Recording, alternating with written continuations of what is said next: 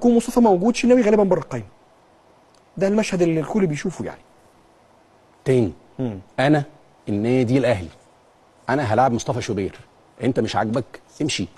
اي حد يا جماعه والله ما تاني مش الشناوي، مفيش حد بيفرض شروطه عليا كنادي اهلي. انت لعيب عندي عاجبك كمل، مش عاجبك مع السلامه.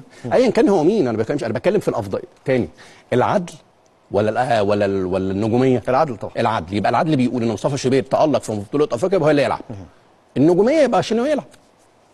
انت بتقيم هي من الجانب الفني، من الجانب الفني جانب العدل. ان اللي بيلعب وخد حقه، اللي جاله فرصه يلعب وتالق ومشي كويس هو اللي يكمل لحد ما تيجي الفرصه ليك تاني تركب. ده العدل. انما النجوميه اللي انتوا بتتكلموا بيه او الناس شايفاها، لا دي حاجه تانية. انت شايف ان هو لاعب كبير، مفيش حاجه اسمها لاعب كبير ولاعب صغير، في حاجه اسمها لاعب بيأدي ولا ما بيأديش. اللي بيأدي يلعب، مش اللعيب اللي هو عامل تاريخ فيفضل يكمل. مفيش حاجه اسمها كده. ممكن